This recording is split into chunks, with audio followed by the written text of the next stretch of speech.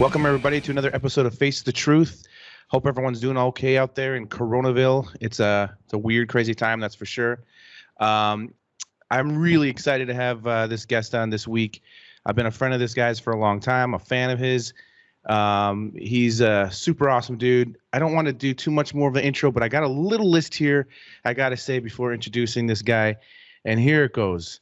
And everyone, I'm sure, can agree with this. Please welcome the amazing, the astonishing, the confounding and awesome, sensational, prolific, truly phenomenal Mr. Amazeballs. Where is that accent from anyways? Steven Silver.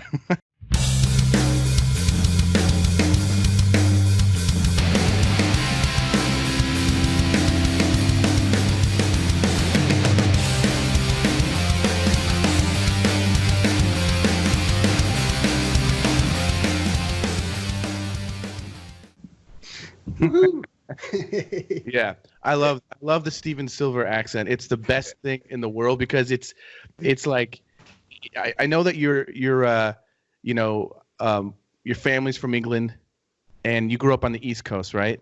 So you've got this. Well, no, I grew up in San Diego. So okay. Originally, I came from England and moved to America when I was 10 years old, and then to San Diego. Okay. So yeah, it's this kind of Californian / English accent. That's what you get. That's why it's like I've never heard this. It's the most amazing. I always love it because you got like I love how excited and when I watch you videos or just when I hang out with you when you talk, you just like that's an amazing accent. You can't replicate that. It's soothing, and maybe people think you're more into. There's that they think you're more intelligent. Oh, he's got an English accent, must be more intelligent. Not true. Yeah, that's why I think they all the ATM machines. I don't know if they're like here. They're like, welcome. They've got like the nice British accent. That makes me wonder if in England they're all like, howdy doody. When you go to the ATM. So how you been, man?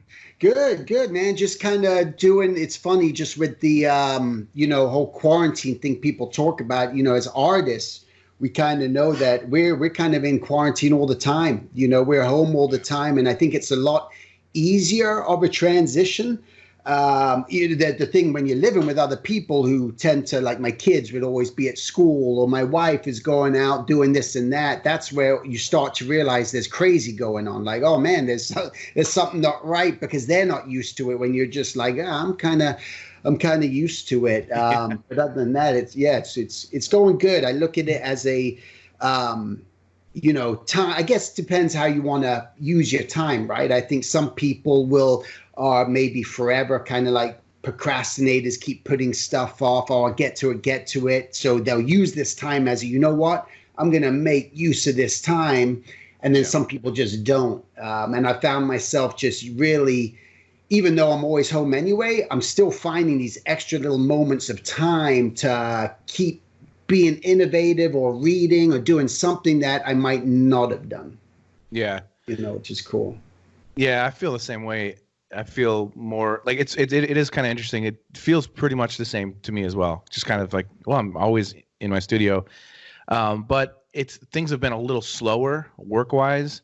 So I've had more time to actually do some sketching and stuff that I wanted to do, and some painting that I'm doing. So that I'm trying to keep busy with that. Spending more time with the kids, which is fun. Yeah. Because you're doing a lot of publication work all the time. So do you find that on the publications that it's been, why do you think it's been affected in that way? I don't know exactly. I mean, I've been like super, super busy all the way up until all this happened. And then it's just been like crickets. I've done one cover since everything went crazy. And then right now I've got a really cool project I'm doing for Adobe, which I just got the other day. And I'm super excited to work on that. And it has something to do with the whole thing going on right now. It's like we're being asked to paint personal heroes of ours that are contributing to helping society right now. And I chose my cousin, who's a sergeant in Chicago here. Oh, right on. He's working in the hospitals and everything. So I'm going to do like a really cool painting of him that represents what's going on. And so been trying to, keep busy with that stuff. But as far as the publication stuff, I don't know. I think I don't know if people, I know like my agent, for example, everyone's still working, but they're like working from home and they're doing everything from home. And so that seems to still be going, but I don't know if publications are just like, hey, maybe illustrations are not a priority right now when all this is going on. But then again, I've seen a few illustrators doing, illustrations having to do with what's going on. So who knows? In this line of work, there's ups and downs.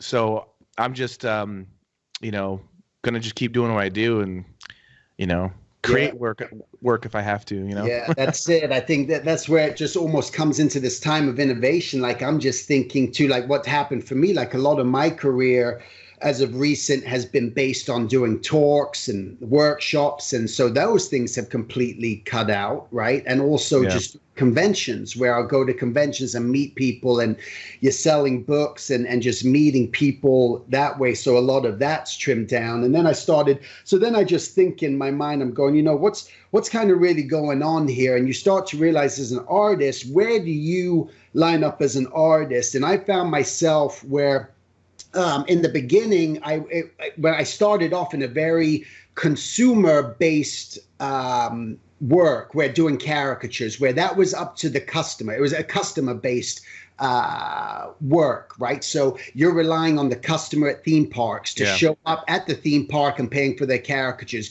You're relying on the customer to hire you to do the gigs, to do the weddings, the bar mitzvahs. You're relying on the customer to hire you to do hey, I want this commission done of my aunt and uncle or whoever it was. So it was very customer-driven business. And that's where my life was. And then it fell into the corporate line of business. And that's when I got into animation.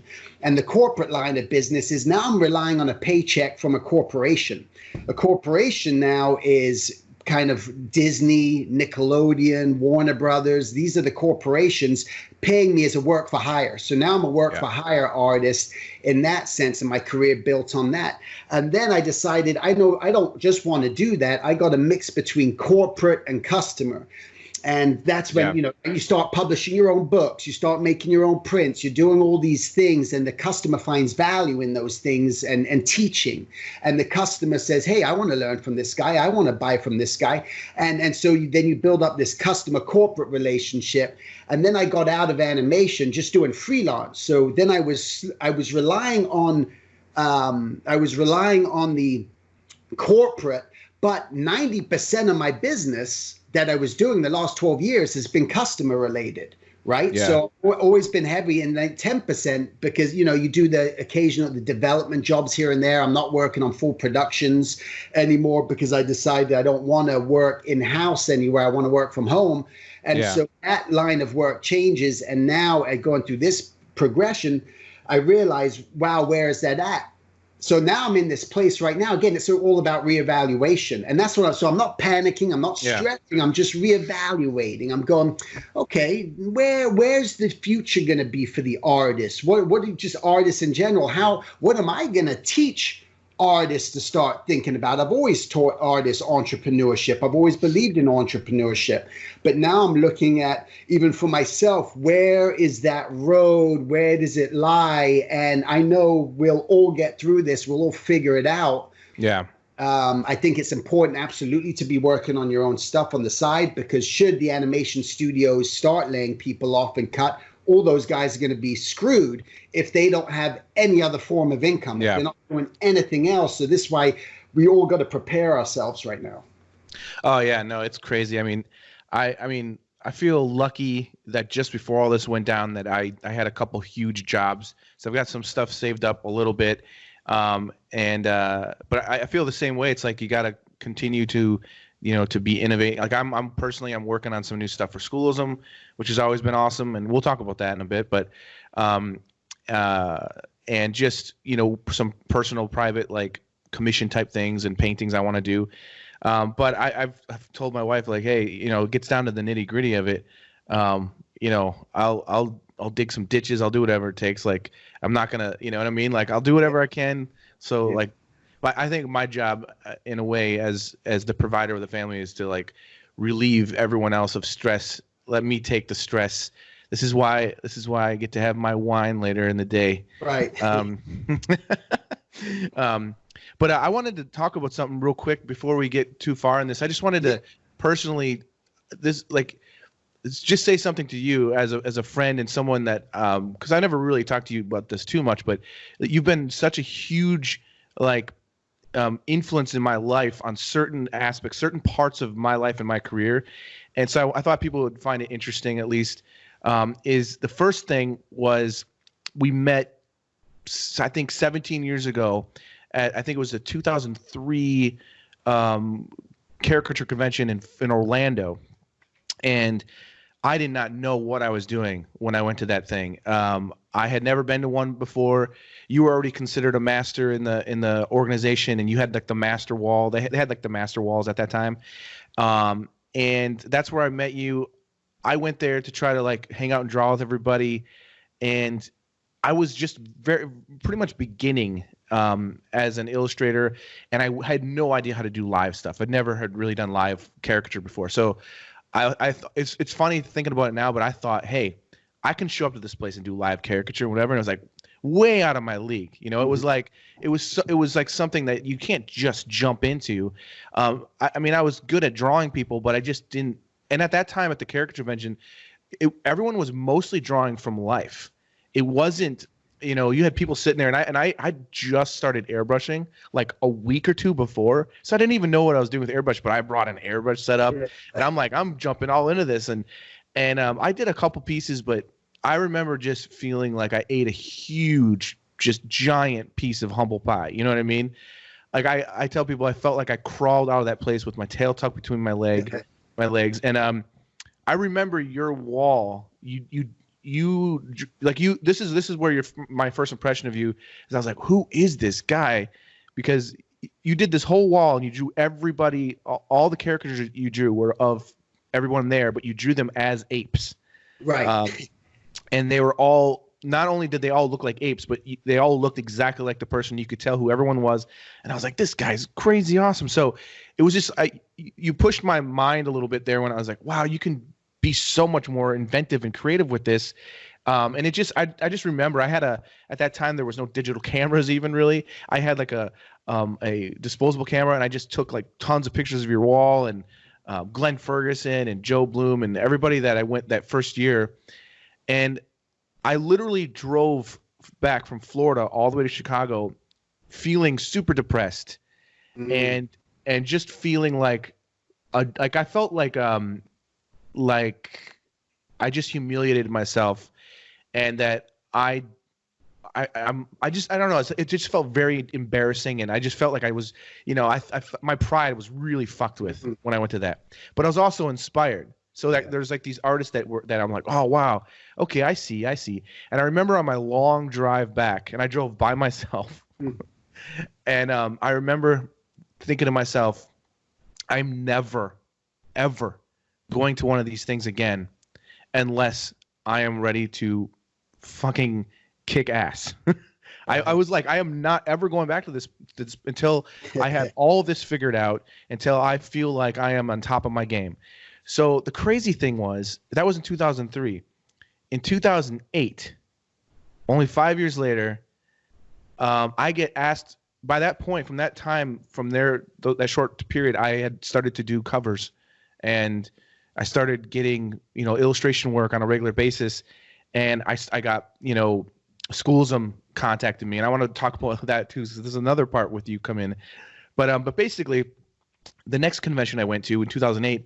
I was asked to come there as a speaker. So that's a crazy huge jump in 5 years. And and part of it, again, is you guys that were so awesome. I was just like, man, I'm not going back there until I can be there, you know? And then you told me, you said, hey, you called me, and you said, oh, wow, you're speaking. That's awesome. And you said, you're going to compete as well, right? And I was like, no, because in my mind, I thought, well, now I'm like a published illustrator. I'm starting to do all this work and stuff. And I kind of felt like, are people going to think I'm being a douchebag or something? Like, you know, because, you know, and you were like, no, man, everyone's expecting it and they want to see you. And I'm like, oh, shit. So then I put all this pressure on me.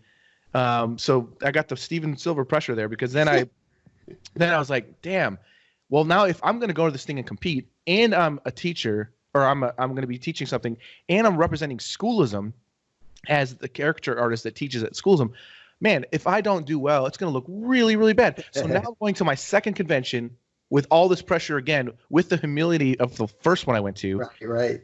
And I decided, you know what I'm going to do? I'm going to bring my art studio to the convention, and I'm going to act like I'm in my studio. I'm just going to do my shit. And that's what I did. And I ended up winning everything that year. It was crazy. Yeah. But so it, like, there's all these different aspects where you come in, and then the Schoolism thing is this. Again, I didn't know who Bobby Chu was. Had no idea. Never heard of the guy. And out of nowhere, he contacts me and says he's been following my work. He's a big fan, and he's starting this online art school, and he would love for me to teach caricature. And I was flattered, but I was like, I'm not a teacher. And he told me that it's just starting. It's him and it's Steven Silver, and that's pretty much it at the time. And we would like you to be one of the teachers. And I was just like, oh no, I don't know, dude. And I just thought, I don't know who this guy is. Whatever. This seems crazy. I don't even know how do I teach caricature? You know, it was like this crazy thing. So I remember I called you, and I was like, hey, who's this Bobby Chu guy? You know, like what's going on with this? And you were like, oh man, it's so cool. You got to do it. You know, you're gonna love it. You're gonna be great. It's gonna be fine. You're gonna be great. And I remember I just thinking about it. I'm like, you know what? If Steven Silver says it's gonna be great, and it's legit, I'll go for it. So I literally took that leap of faith based on you, basically. And it's been like 13 years or so now. I've been teaching for Schoolism. It's amazing, great. An amazing journey, and that's the bottom line, you know. So we've got this weird connection that's been like years now, and so anyways, I just want to thank you for the early inspiration when I was first getting started, and you know, and that's another reason why I wanted you to have on, especially right now with all that's going on. I know that I don't know how, because I'm not like this, but you seem to always be positive. It's almost frustrating sometimes, but that's a great quality that you have, you know? Like, does your wife ever be like, Steven, listen, no, it really sucks right now. Okay? Yeah. Just stop smiling. Like, no, you know, the honest truth is it gets hard sometimes because I feel like I'm a positive guy. Like I have this I don't know. I don't look at failure. I never have looked at failure as failure. And then just when you bring it into the household with the kids and everything, sometimes it's just like you act all positive and everything to all your friends and followers and everything. But at home, you're not doing it. You know, it doesn't come to it. It's like, but I'm trying, you know, it's just like, and you get that sort of tension with the wife, you know, or the kids. And there's something that comes up. But it's just something that I realize that because I have a belief in reincarnation and all this. And I discovered a sketchbook in my backyard when I was 6 years old, and it led me on my journey to be an artist. And I feel like there's all these things that, why am I paying attention to all this? Why I don't know why I hear things. You know, a lot of times people will hear things over and over, and it goes in one ear out the other, these whispers they call them, right? You don't pay attention. And I've always felt I've been in tune with it, and I don't know why, but it's led me to reading this book or finding this author or watching that documentary.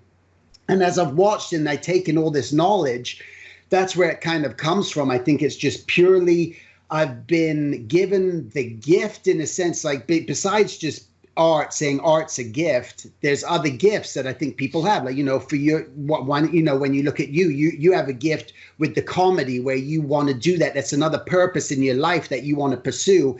I find with just reading about philosophy and religion in a way, there's something that I find through that gives me this, leads me to something else and leads me to something else, and go, yeah. And I take it in like a sponge, like I've been through this before, like I learned this in another life. Why is it so easy for me to comprehend? And I've read some books where the authors will say, listen, this book isn't for everyone. Some people are going to read this and put it down and not even finish it because it's going to make no sense to them. And I read it and I'm just like, whoa, I feel like I'm being hit by lightning all the time with it.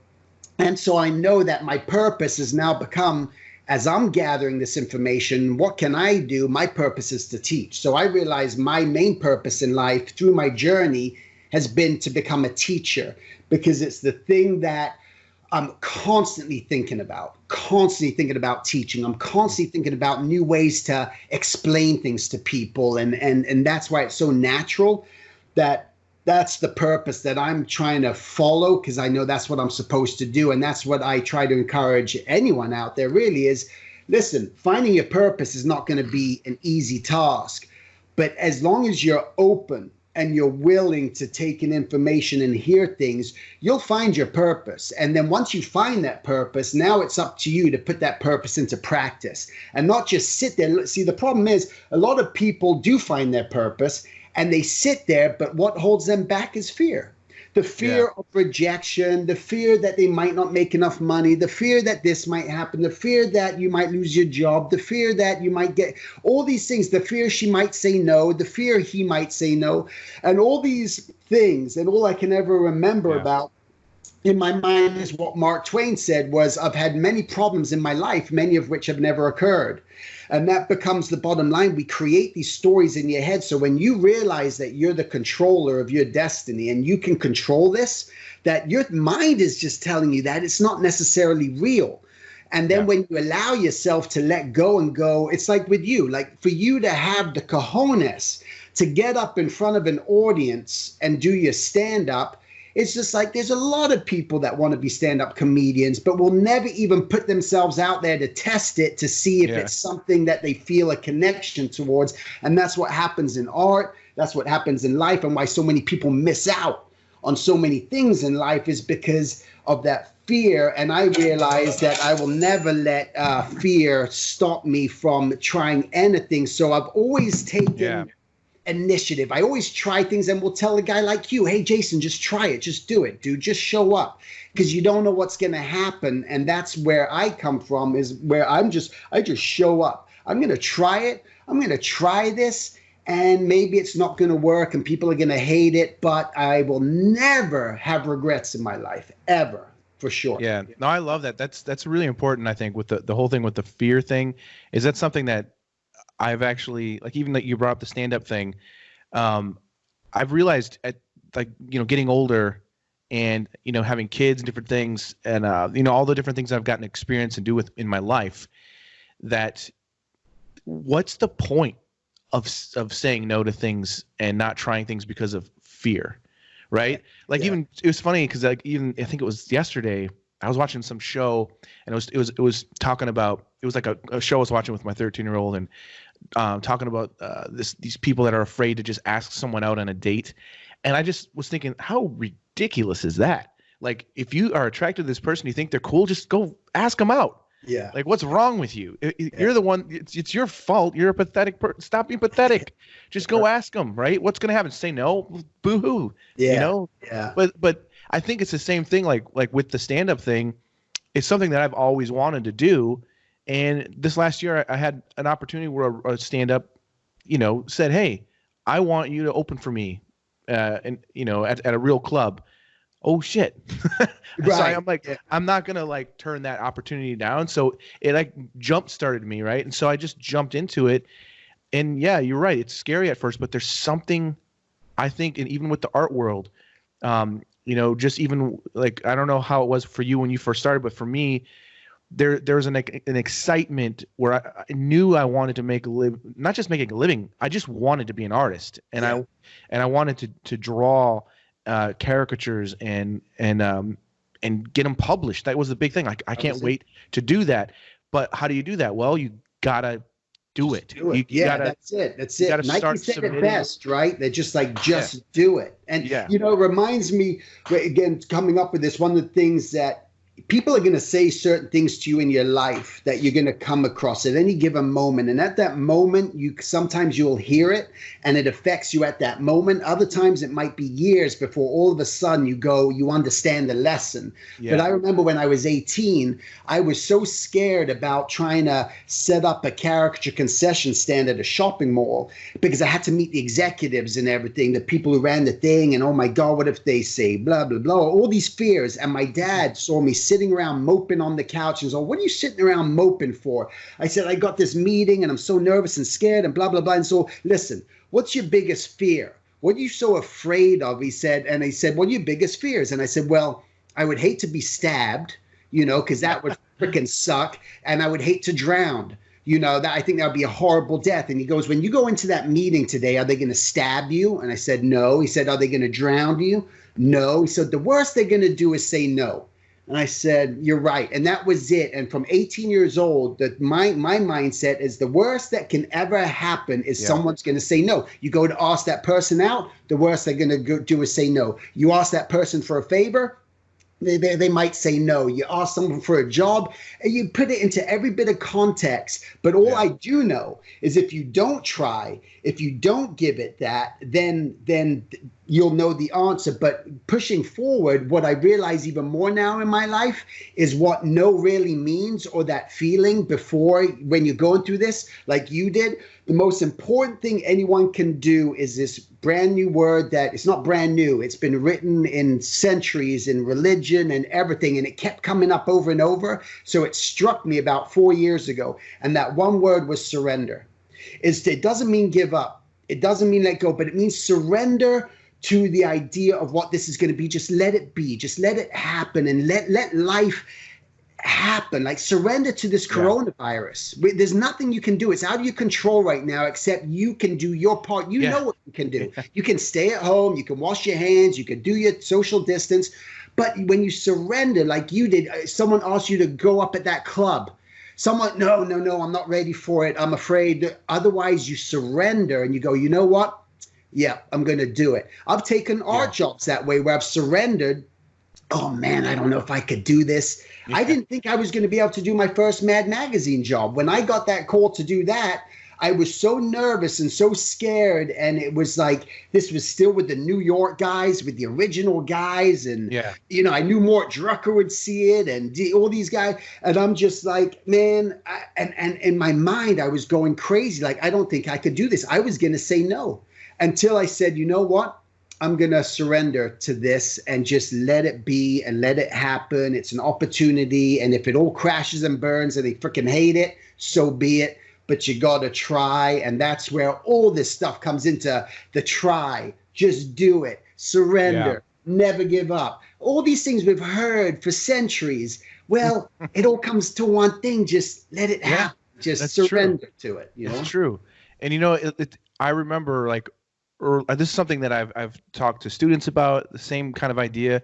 I remember when I was first getting started in my career, I was afraid. I remember the first time I talked, I think it was the Wall Street Journal. I could barely talk on the phone. I was stuttering and just freaked out. And then I realized they're just people. They're not gods. They're not like, you know, superheroes or anything. They're just people that work in an office in New York or whatever. Yeah. And I'm the one that's going to make their magazine look cool. Right. And I kind of switched this thing in my head, like, wait a minute, I don't need to be acting afraid on the phone or nervous because it's Time Magazine. I mean, it's a huge honor, or it's Mad Magazine or whatever, but it's like, you know, I'm the one that's going to be doing artwork for them. And so I kind of changed my mindset. But I remember Time Magazine, one of the first things they gave me, first of all, I couldn't believe it was Time, right? So in my mind, I'm already saying yes before I even know what they're going to say. And they wanted me to draw and paint a lot of people in one scene in a short amount of time. And I was like, this is terrifying. Like, I don't know how I'm going to do this, but I'm not saying no to this. Yeah. This is a huge opportunity. And it, you know, the person that did this, the Time 100 before me was C.F. Payne, who was like an illustrator hero of mine. I'm like, dude, I'm doing it now. He did, like, this is like, no way, I'm doing this, right? And this is what I've told students and different things about this. Is just pretty much what you said. I think it's really important, but I think, like, as artists in this in the industry, whether you want to make it in animation or anything like this, you have to have this sort of sense that, you know, we all have wings, okay? You know, but we're never going to know if they work. We're never going to know if we can actually fly and soar if we don't take that first, like, jump off the cliff. It's going to be scary. You know, you don't know. You think you're going to fall and you're going to die and everything's going to be bad. But what you don't know is your wings are going to work. They're going to take you up, and you just got to keep going with it. And throughout my career, and I'm sure you can relate with this, even when you start doing established, you know, big clients, you know, and you're like, oh man, I'm doing some awesome stuff. It doesn't matter. You still are constantly having to climb. You're still constantly getting challenged and pushed. and you never have it figured out. There's always something you can learn, and you still always have to believe that, hey, these wings will work. I got to keep testing these wings, because I think fear is a huge part of the struggle that people have in general, not just in art. I think you nailed that on the head. And rejection. And this is very important to artists, just to understand that even though you might feel like you're at the top of your game, or that you do a good job, and wow, I've had these opportunities from these studios or publications, whoever they may be, you're still put up against other people, and you still can get rejected. Like all of a sudden you're going up, who's going to get that cover, even in animation. When I do development, I've had a lot of development rejected, where I feel like, man, I've done an awesome job, or I'm happy with it. But then in their mind, they're just like, it's just not the right fit. It's not the right style. Yeah. And so people think sometimes just because you're at a certain level that you're getting accepted all the time. And what people need to realize is that never goes away. And if you're okay with that and you accept that, every time it happens, it eventually doesn't even hurt anymore. The burn, it no longer burns, so much. It's like you're going to get that little thing like, oh man, that sucks. But you know what? You're going to move on. And all these broken promises that you're going to experience through your life. So many people are going to come to you and make big promises and give you these opportunities. And dude, we're going to do this with your work, and this is going to happen. You're like, whoa, right on. And then all of a sudden this happens and that happens and coronavirus happens. It's all these things happen. Yeah. Your control that you go, here we go again. It's the same thing with actors. They all go pinning up against each other in the casting call. And they go through that rejection. And what you realize is it's not about me.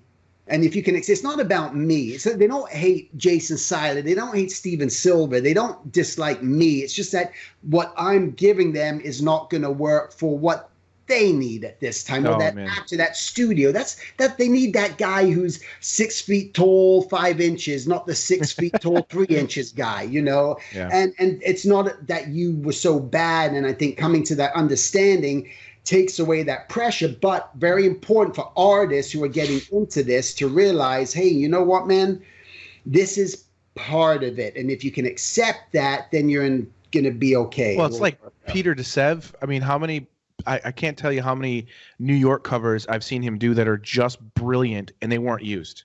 I mean, it's crazy, Yeah. And it's weird. I don't know how many people know this too about the illustration world, but there are some publications like Time, like when they hire you to do a cover, they're most likely also hiring a few other artists to paint the same exact cover. Yeah. And so you're just like, yeah, this is awesome. I'm doing a cover for Time. Yeah. And then all of a sudden it doesn't come out. And then you see some other illustrator got it. And you're like, what? Yeah. The first couple of times that kind of thing happens, you just feel like you got kicked in the nuts. But at least you got paid. That's a big thing. It was making sure you get paid when you're going to do that. Yeah. Dude, I've had like so many different things happen with that situation where, like Der Spiegel, that publication. Yeah. I've done a handful of covers for them, but they're one of those companies that now I realize, like when you get a job for them, they're most likely going to use a photograph instead of your painting, not because you didn't do a good job, but because they have like something very particular in their mind, and they only give you a couple days to do an image, and then or it's hard to even explain, but there's so many times where I'm like, now when I work on something for them, I'm just like, probably not going to use it, but I'm going to do the best I can. And they hired me to do Nelson Mandela before he passed away, and they said, we want a real beautiful painting of him because he's not doing well and he's going to pass away soon, and we want there to be like an obituary painting. We're going to do like a special issue. I was like, okay. And it was really morbid. It felt morbid because here I am doing this painting, trying to do a nice painting of him, knowing the world isn't going to see this painting until after he dies. So it's kind of a weird thing. Yeah. And it's kind of a weird thing to be like, oh, I can't wait for that issue to come out, because like, oh wait, that's not cool. Like, I hope that issue never comes out. You know what I mean? Yeah, right. And then I remember, like, a few months after I painted it, he passed away. And then I was like, oh man. I'm like, well, I guess my painting is going to come out soon, And then all of a sudden the issue comes out, and it's a black and white photo they used that was not even that great of quality. And I had done this like beautiful color painting, so colorful with, you know how you wore those colorful shirts, and like I did all this like, and I'm just like, what? And it makes no sense, but you can't, as an illustrator, like kick yourself over and over and over again, like, because it's just gonna, you know, you have no space, I don't think, in your mindset for that. Otherwise, this is like not the game for you. Right, you know? right. Like it's just not, you know. If you're not comfortable with rejection, or you're not comfortable with work being used, then this absolutely is not the right industry for you, because you're going to be going through that over and over and over again. That's where that acceptance comes into it. Again, I think as long as you're having fun, as long as you're passionate about what you're doing and you love what you're doing, and you're getting paid for what you're doing as a commercial artist, that's an important factor too, that you're not wasting all your time doing these amazing things and it's always on spec, you know, where a lot of those magazines just used to be like the New Yorker and stuff for these gag cartoons is all just on spec. Everyone doing their cartoons, hoping to get accepted to get a little bit of money. It's just like, it's just crazy. It is. Yeah. So that's how they do their covers too, which is crazy. Yeah, it's just, that's freaking crazy. I mean, but that's the thing, just knowing that this is the industry you're getting into. I think it's important to find a niche. You know, it's like you've found yours in your publications and your caricatures and your covers and doing that in your teaching. And that's what I think people just need to do, is find that thing that they're passionate about more than anything. Yeah. And speaking of passion and everything, you know,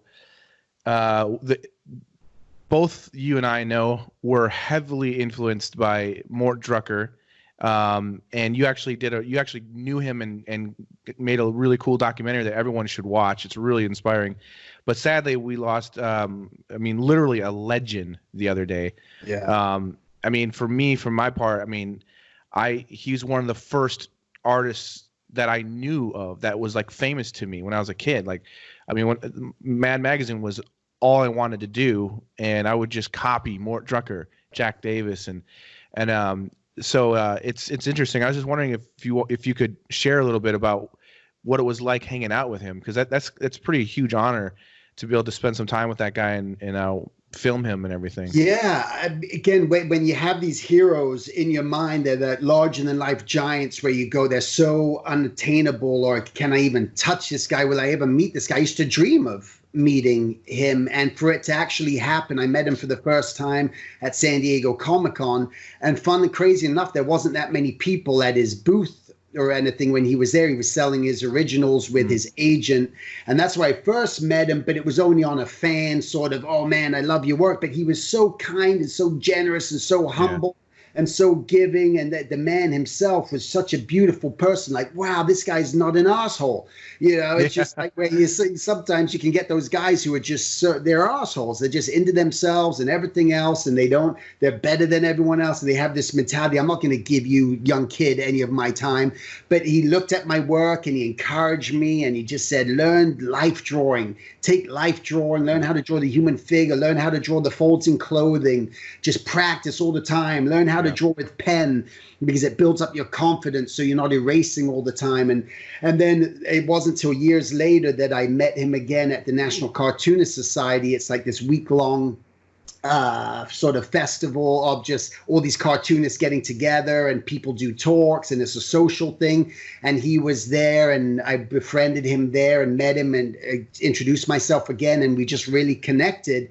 And then from there, I just was writing him, and we had this relationship. And then I would see him each year, and then it went to go to dinners with him. And then I asked him, hey, Mort, can I film a documentary of you? And he never would let anyone film him. He just didn't want anyone over his shoulder. He can't work that way. He never did live caricature or anything. And when he said, yeah, and Barbara, you know, everything kind of had to go through his wife too. So that was a tricky, but she was wonderful. And she was very friendly too, and really got along really well with my wife. And we just connected. And through that, and he said yes. And then I went and bought all this equipment and set up and went and filmed him. And I'm so glad that I did, because all of that footage, none of that would have existed. A legend would have been lost. And now we have 2.5 hour documentary film that I made. Again, part of surrendering. Never made a film before, never done anything like that. I don't even storyboard. I don't do any of that, but it's just like, I'm going to do this. I'm going to figure this out some way, and just did it. And I'm so thankful for it to have this. But yeah, what an influence on my life. Same thing. Used to copy him all the time. Learned so much about his work, who he, you know, just everything. He taught me so much in so many ways. You know, one of the things that actually kind of put my fear aside, came from Mort Drucker as well. I don't know if you remember this, but man, maybe the early 2000s, maybe 2001 or so, the NCN had videos for sale of their conventions, and one of the videos had Mort Drucker on there talking, and he said something that changed my thinking completely. He said the same thing you said, like, you got to learn how to draw everything, right?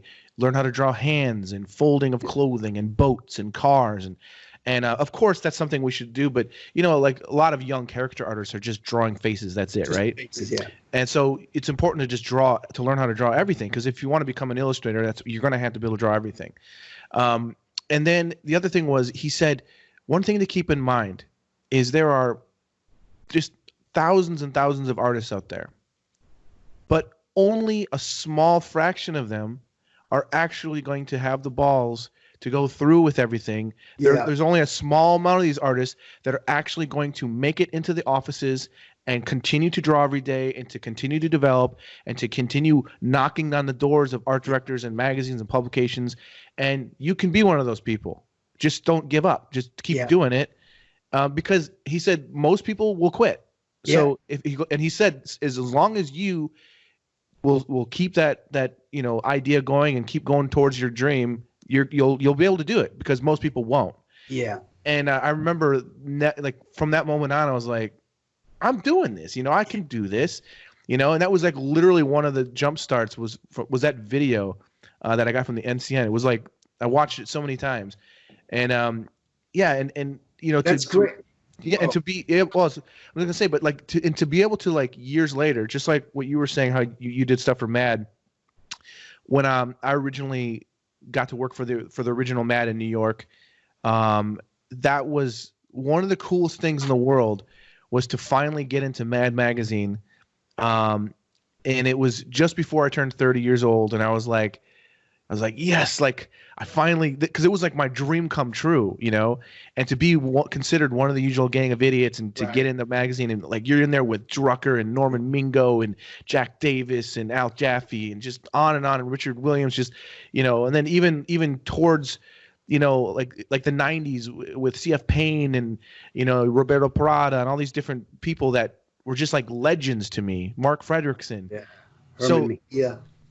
Herman, and so just to and Sam Viviano, of course, Tom Richmond, to be in that group is such a, I shared a little bit yesterday, but to be a part of that gang, for me, has been a huge honor in my life, and I feel so bummed that I wasn't able to meet Jack Davis or Mort Drucker. I've met Sergio Aragones, which was really cool. He's a really awesome dude. And of course Sam and so on. But man, Mort was the GOAT, man. Yeah. I mean, and that thing that you were saying, I know exactly what you were talking about, because he used to talk about it all the time. It was like, you have these certain things you talk about. It would always come up with this thing of competition about, you could have 100% of people, right? And all of a sudden they all go for the same job. And then, 25% of them, 75% of them get rejected, and a lot of them will just give up. But that it keeps going down, then 50% of them will then do it a second time. And then, but they'll okay, I'm going to try again. And then they get rejected again, and then they give up. And then before you know it, you keep those numbers keep whittling down, because there's only a few of the artists out there who are really going to keep just, hey man, I got knocked down, but I'm going to get back up, right? And you just keep going, and you keep going, and you keep going. And it comes down to timing and that perseverance and that persistence. And that's what it was always about, and that's what he always just tried to preach too. But because it's reality. You almost got to be annoying about it. Like, I am not going anywhere. I'm here. Yeah, right. Exactly. Yeah. It's just like, that's just the way, you know. So anyways, it was, you know, a real, you know, it's I guess it's one thing you can say is that it's amazing that we got to be here during his time, and we got to be a small part of that too, because, you know, like I one of my regrets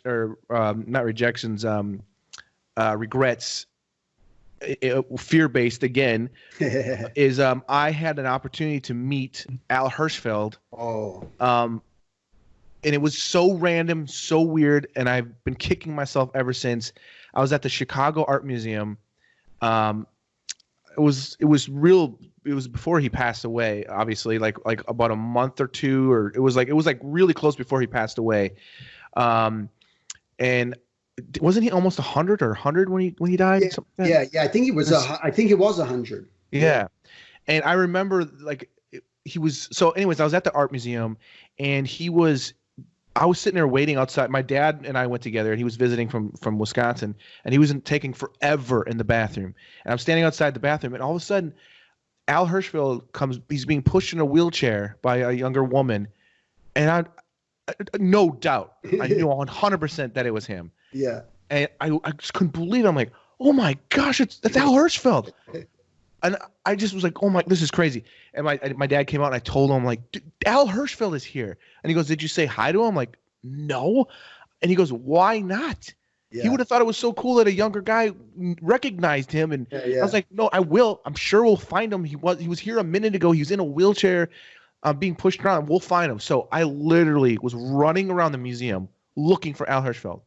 Never saw him again. Oh. It was like the biggest disappointment. It was like, yeah, well, this is the thing. Sometimes if you take too long, right, to actually act, we let these opportunities go away. I had the same situation. I knew a couple of guys who went to Al Hirschfeld's house, and I'm all, how did you go to his house? He said, I called him up, and I didn't know him, and he was invited me to the house. So I said, oh my God, I'm going to do this. And I kept putting it off. These guys who were just caricature artists, and they got to go to his house and meet him, and I was going to do it, and then he died. And I'm like, oh my God, man. It just those things, and that teaches us what we can either just like, oh, bummer, that sucked. Otherwise, next time that opportunity comes, I'm going to say something to that person. I'm going to do something. And hopefully you don't let those whispers pass you by.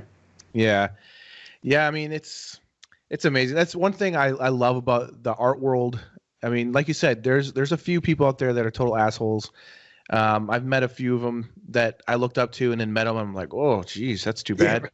But I mean, for the most part, I think the art community is pretty awesome. And that one of the things I love about the fact that we live when we do now with the internet, and like I can do things like this where I can communicate and talk with artists, and most artists love to hang out and talk.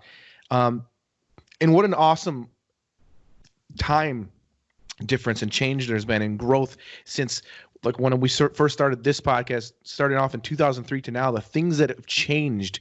The fact that we can be in quarantine right now and actually talk to each other. I mean, I love taking advantage of the fact that we can do these kind of things. And, you know, I can talk with Steven Silver. I can talk with, you know, these different artists where, you know, those past things were like really missed opportunities, like with Al Hirschfeld, but like really every single opportunity that you get, I think, as an artist to interact and mix with artists, always helps you grow and helps, you know, I just really appreciate just you and everyone that I've been able to talk on this thing that's been inspirational and just such a cool thing that we can do, you know?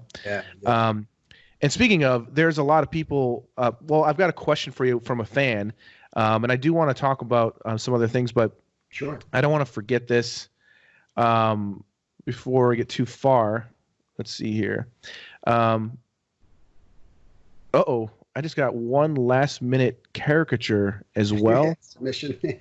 I'm gonna have to figure out how I can do this. You know what I'll do?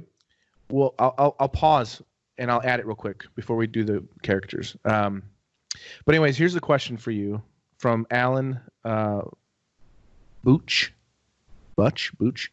Do you know Alan? Have you met him? He's from Sweden, I think. Or I'm not sure. Yeah, I'd have to see the face. I'm more of a face guy than a name guy. I've met him before. He's a really nice guy. But here's his question for you, real quick. And hi, Jason and Stephen.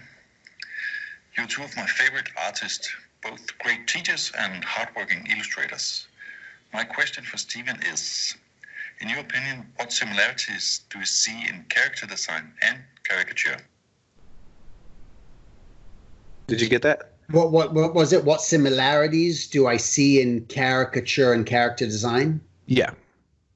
I mean, so similar. I don't think that I would have ever been a character designer had I not learned caricature, because caricature and character design are the exact same thing to me. It's all just about pushing the shapes either vertically or horizontally and arranging them in a way that creates something, and there's absolutely no difference. And they really always have said that the best character designers are I really haven't met any good character designer who isn't a caricature artist, who can't draw a caricature. They can, because it would be the weirdest thing. It would be so strange because you have to constantly caricature even that incidental character. It could be a frog, it could be a bull, it could be anything. It's always caricature. And I even encourage my students, and that's why I offer it in my character design course too, where I talk about caricature, because if you know how to do caricature,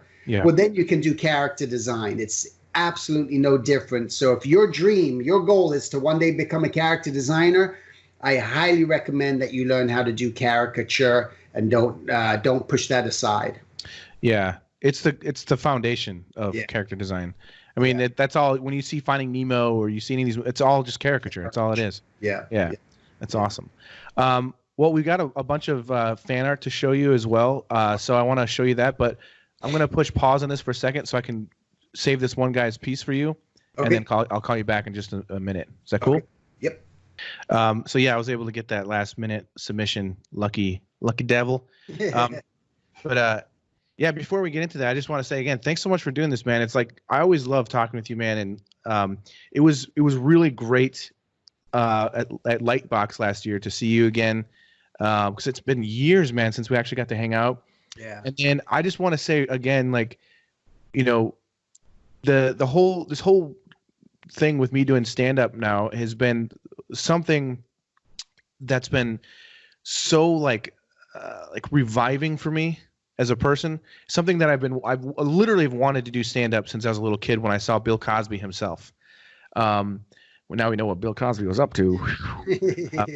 Anyways, but like I've just, it's always been something that I've loved to do. And so this last year, just finally actually jumping in and doing it has been, I can't stop writing. I'm just writing all the time. I've said this many times before, but every time I take my dog for a walk, I'm doing comedy. Like I practice my stuff. I practice my timing, and I look like a crazy person, I'm sure, because I'm walking my dog and I'm like, you ever find yourself thinking about boobs? I'm just like walking around saying crazy shit. But like, it's just it's another passion that it's like, it's almost like it was like there was something empty and missing for a while that I'm like, and doing this, I'm like, oh my gosh, this feels so right and so good. And I just feel natural with it, but it does things to me. And I'm sure it's the same thing that art does to others, but art does it to me as well. But I'm saying, like, I think people can relate to this, is that, when you take a chance on something that challenges you, like stand-up comedy is really hard and it's really challenging, and it's can be scary. Talk about being vulnerable. Oh yeah. You're putting yourself out there in front of people to judge you with ideas, and you're supposed to like make them laugh and entertain them, but also you don't know if what you're saying is going to piss people off or whatever. It does. There's so many variables, but there's like this thing that happens for me personally, is like pushes me to take myself to someplace else where it's actually challenging me, and mentally and emotionally does something to me where it's been giving me more confidence and to talk to people just in general, to be able to react quicker to things, and just, there's a whole bunch of things, but I see it relating with my art. I see like things happening with my art. The more I write in the comedy, the more, I know it's hard to explain, but it's all connected. And I think that the more people take chances, I think to just go for the thing that you really want to do, or that you feel, something that challenges you, that you feel afraid, just go for that, because I think it really will benefit your life in so many different ways besides just the pure joy of doing something that makes you happy. If anything, at least try it, because then you don't have to live a life of regret. That way you don't have to die as a 80, 90-year-old man going, I wish I did stand-up comedy, or I wish I learned how to fly a plane, or I wish I went skydiving, or these are things where you just try it. And again, you don't force it, but I think it's like a natural thing. Like not everyone's going to get up and do stand-up comedy, but if you're feeling something, and like you said, you've been watching since you were a young kid, there was something that kept pulling you. And I think what you got to start believing in are those things that are pulling you, and let yourself be pulled in that direction, because it's like the universe is pulling you in that direction for a reason. So that's why you just kind of say, okay, I'm going to let you pull me. I'm going to let you take me there and see what the result is. And sometimes the result can be horribly wrong. Yeah. And you got to be prepared for that too. Maybe it was a really bad decision, but the problem is, did you learn the lesson from that? Or are you going to repeat the same mistake? And maybe that's what life was trying to teach you. Listen, 10 years from now in the future, you're going to do something that's going to really mess up your life, and it's going to destroy everything and possibly kill someone. So we're giving you this lesson now, that if you're going to fail at this purposefully, on purpose, so that hopefully you hear this message. So 10 years from now, you don't repeat that mistake. Yeah. That's kind of like how I think. That's how I think. And that's why I think it's important for people just try it. I like to say, go with your gut, or you'll be in a rut, Oh yeah. And I got to say this too, like, my second time ever doing stand-up, I was prepping for my first real show, which my first real show was opening for Steve Byrne at a real comedy club called the Chicago Improv, which was absolutely exciting and terrifying at the same time. And it went well, thankfully. But in prep for that, I had to practice. I had to do practices. And my second time ever was last year at Memphis at the ISCA caricature convention. Yeah. And they had an icebreaker night where people were playing guitar and singing songs, and I was like, you know what, I'm going to try my set that I've been working on. And my favorite thing about that whole night was Steven Silver, because I get up there and my comedy is dark, and it's very blunt, and I don't really care if I offend you. That's what's funny. It's funny to me, and if it's funny to me, I gotta say it, kind of a thing. And but it was my only my second time, with the material, so it was very fresh, very, And the thing that my favorite memory about the whole thing is, as I'm going through my material, I just keep looking over. I see you sitting at this table, just like dying, laughing. You're just like yeah. and I'll never forget that, because I was like, even if this doesn't go well, the fact that I'm cracking up Steven right now was so funny to me. It was funny to me, because honestly too, like how many people you were offending and shocking, and I always love to see what people's real tolerance is. You can really learn about a human being and another person by what is acceptable. When you can say something so crude and so wrong, how offended is that human going to be? And some humans you can say something to and they're so offended, you're like, whoa, what the hell? And the other people, you say the exact same thing and they're just like, they get it. It's a joke. It's funny, it's just like, and with what you were doing that night, again, just offending everyone in every nationality and every religion and everything. It doesn't matter, but that's the funny in it, right? And it's just like, and then it gets clever. And you can really judge humans with this. Well, it was hilarious too, because that room was not is not really. It's funny. Like when I was in Pasadena, Tom Fluharty's wife, she's so sweet, and I was going to the Ice House in Pasadena for stand up, and then I went to the Comedy Store in L.A. Like I'm trying to like interact. I'm becoming friends with a lot of comics, and so I'm like getting into a whole nother world while I'm still doing my illustration and stuff. I'm not leaving illustration, everybody. Don't worry about that. But she at one point told me, she's like, oh man, you should go do some of your comedy in front of it, like, you know, for the banquet night, for the Lightbox dinner thing. And I was like, oh no. Yeah, right. I was like, I tried to explain and say, listen, my comedy is for comedy clubs. That's where the when you go to a comedy club, you're choosing to go to a comedy club to hear comedy. So you whatever they say, you're the one that went there. So, but you can't force comedy on people. You can't just go in front of so the same thing with ISCA. It was like, it was an icebreaker where people could do their little talents and whatever their whatever. And, but it is still not really a comedy room. Right. Exactly. They're not expecting that. Yeah. Yeah. You know, I talk about dicks and, Jesus and masturbating and all kinds of stuff. And so it's like, and so that was part of the fun about it, was I knew what I was about to say. And so the timing of things were, I don't know if you remember, but I was like, I'd say something and I would just wait for the punchline because I know it's going to either get laughs or groans. Right. Yeah. And then I'm looking around and it was so funny, man. I had such a blast. That was like one of my favorite experiences.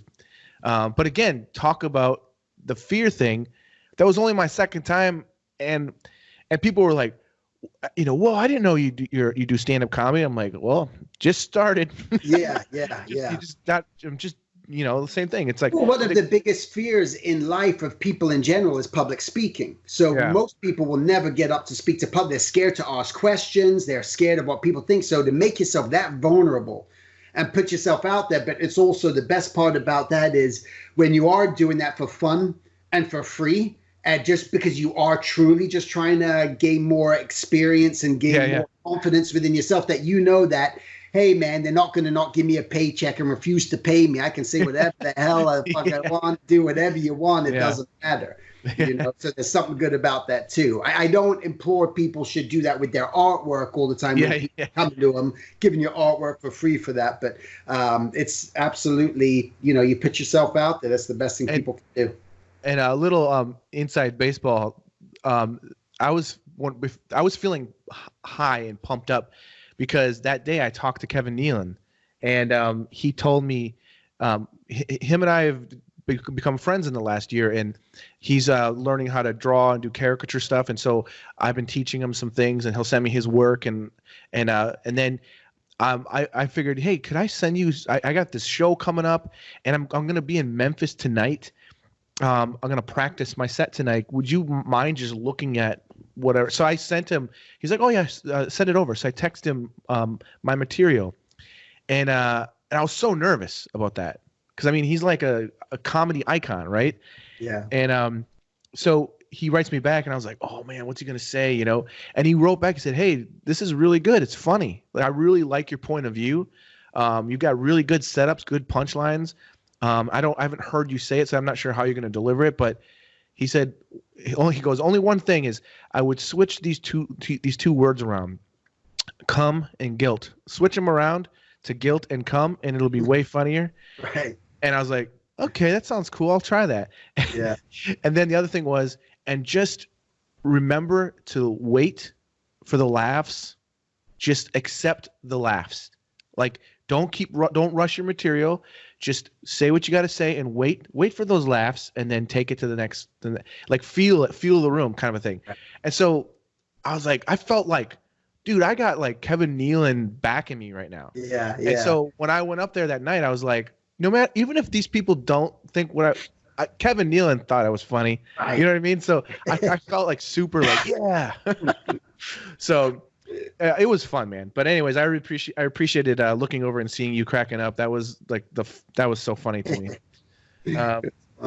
Anyways, we've got a lot of some fan art here to show you. A lot of people were excited. to do drawings of you. And everyone's got to keep in mind, I know that you do this with, all your guests, and a lot of people haven't been drawn 1,000 times by other artists, caricature artists. I've been drawn thousands of times since being a caricature artist. So it's interesting just to see, the updated versions or the aged versions. And well, let me know if you see the screen. All right, I think it's coming. There we go. All right, nice. Yes. And this first one is by Jacques Lemonnier. I like that. That's great. I like how he just kind of, it's just kind of pulling on the nose, which is the big feature, but really capturing in the eyes too. Yeah. And that what I look at when I'm looking at character too, and what I talk about him just in general in character design and everything, is the quadrants and where you kind of placing things. And I look at that and I can, you can see it, and that's great. I love all the eye wrinkles and things around there. That's really nice job. Yeah. No, he did a great job. I like his pencil style too. He's got a nice technique. Yeah, that's nice too. It's always like the thing that I always liked about Drucker when he added his little squiggly lines. What that did was it gave some texture and it gave some extra little grit to the drawing. And when you do that, it just gives that extra little grit to the drawing. That's great. This next one is by Scott Pyburn. All right. Nice. It's funny. Just he went from my ears over my nose on that one. That's great. Good. Nice. That's very funny. This is by Ray Shipman. I like that. I like how now the accentuation goes on the head, on the forehead, on the hat. It's almost like the hierarchy of the design, and just again the good stuff going on in the eyes there, and yeah, it's funny.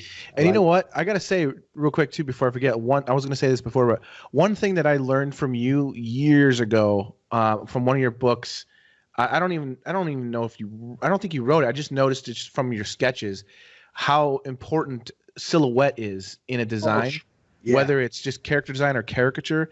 And so I just started pushing myself that way where it's not just about the likeness, but what can you do when you're doing a caricature of someone to capture a unique silhouette, a unique form and shape.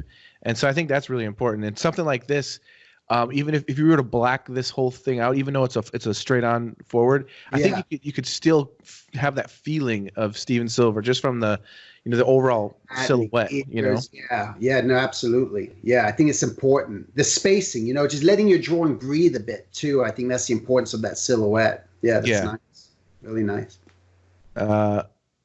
This one is by Chad Fry. Damn, Chad. That's funny. Holy moly. Pushing the extreme. No, that's great. And that's what caricature gives you, that ability. And just I love just really playing with all the wrinkles in my face. Yeah, when I'm an old man, I'm telling you, all the wrinkles in my eyes and my face and my cartilage of my ears and my chin and my nose, I'm gonna this is it. I love the style of this too. This has like a really cool there's something, I don't know, am I wrong in saying it's almost like a weird, like a 70s style kind of kind of, for sure. I don't know. It's interesting. There's a real sort of like cartooniness, almost like type of not necessarily a Robert Crumb type of thing, but there's a feel with it. Yeah. It's all like the yellows and the oranges and the texture of it. That's cool. Thanks, Jack. This one is by Dustin Clark, and actually he wrote something that he wanted me to share with you. So he said, "Hey, I know this is a lot, but please read it." He said that you and Steven have been life changers for me. I found Steven's sketchbook in the library where I went to college. That motivated me to draw caricatures to start my career while I was an illustration student. I had no idea how to make money with what I was learning. Steven's book led me to taking studying caricatures seriously. I found Joe Bloom and watched all of his blog tutorials. Then I found your class, or my class, Jason's class, on Schoolism. My grandpa loaned me the money to take your class during my final year of college. I got a caricature piece into the Society of Illustrators show after taking your class. and was paid $500 for my piece, making into the top 20. Nice. I got a $1,000 job to draw caricatures of the library staff at my school because the librarian saw me working on an assignment for your class. Thought that was cool.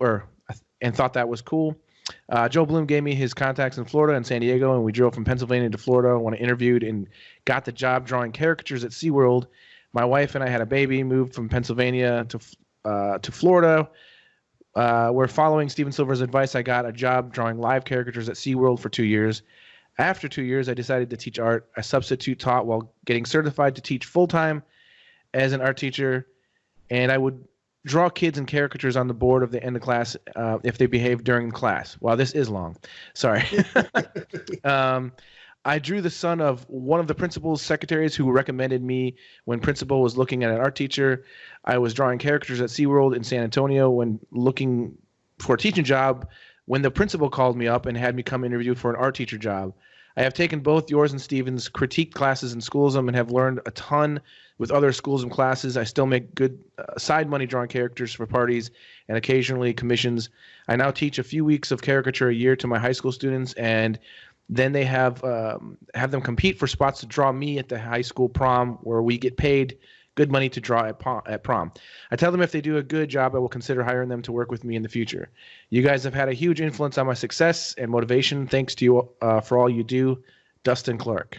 That's awesome. Thanks, Dustin. And yeah, you know what it is? I love hearing all that because he's just talking about a whole chain link fence going on. It's a whole reaction. Everything, one thing leads to the next. And I think when you know that, hey, I do this, I studied that got me here, took me there, it's always going to be the result as opposed to sitting doing nothing. But this is a really great caricature. I like how he there's a lot in there. It's funny when you look at yourself from pictures or in the mirror, you see different things. You know, when you look in the mirror, you kind of see a different sense of you from when you look at a photograph. And just, I'm very familiar with my face, not only from being a caricature artist and me drawing myself many times, but so many other people. And I just see a lot of, when I'm looking at that, I just see I love how he kind of, pushed my lip going back in, which it does, and the way that my mouth goes and then it jets out, and the longness, the sort of rectangle shape that goes on there, and the eye where my eye's a lot more squinty. And you just see that there's a lot of good stuff going on in that one. Yeah, like really captured. It's just like there's a real real sense that I see in there. Could always get more wrinkles, but it's really nice. Yeah, no, I think it turned out great. And thank you again, Dustin. It's cool I mean, I've been teaching at Schoolism, I think since 2006 maybe. And it's so cool to hear stories like that because sometimes you don't know, we're just doing what we love doing. And I for me, it's an honor to teach for Schoolism. Yeah. And so it's really cool to hear that kind of a thing. It's awesome. The journey. You took the journey. Yeah, it's awesome. Wow. All right. This is by Jason Williams. By the way. Right. Yeah, that's interesting. There's things going there. And then I look at, it's all just about, just placing where I'm kind of putting up my hand and I see like on this one. And this is, I hope that they like some sort of little critique too, if the critique's there. But when I look at this, I'm holding up my hand and I'm covering. I just see from my eyes and the tip of my nose to my hat, I think there's a great capture there. I think where it just, for me, and then below, I think the nose is just a little bit missing. I think you could pull that nose out and even make those ears just a little bit bigger. But I think pulling the face, stretching it, would you agree when you're kind of... Yeah, I think the nose is definitely what throws it off a little bit. Yeah. And the other thing I would say is not just that, but like I think the mouth, the shape and the teeth are pretty spot on, but I think it's much smaller. Yeah. Like, do you see how the mouth is going past the eyes? Yeah. I personally would tuck the mouth in a little bit more, and then that would kind of you can stretch the face down a little bit more. Yeah, making the mouth a little smaller and just getting the But otherwise, I love the technique and everything going on. And there's structure, like he understands the human face, the human head, like you can structure it and everything. So that's good. Through there, I think it's just those extra little pushes. Oh yeah, no, for sure. And this is by Ari Jordan. And see, this is the same thing though, like the same. Yeah. This is almost like the opposite of the last drawing, where like with this one, instead of, because I don't really see the weight on your face being your chin. Right. I would take the nose, make the nose bigger and longer, and pull all of it down, and just pull in the mouth, and then the chin would not feel as long and heavy, you know. Yeah, I agree, because I kind of like see from going from the eyes going down, I feel the same thing. Just pulling that down, pushing that mouth in, keeping, you could have that mouth, but maybe pulling it in a little small. I think the proportions are good, like say from the nose to where my mouth is, because it's a very small area. But I think it just needs to just kind of really be dropped down and not let necessarily the focus be on the chin so much. Yeah. And this is really nice cross-hatching technique. Beautiful, by the way. Technique. Just amazing. Yeah. It's very nice cross-hatching. This is by Dominic Zeilinger. All right. What am I? A squirrel or something there? I can't tell if it's a squirrel or a fox. Or a fox or something. Okay. Yeah, right on.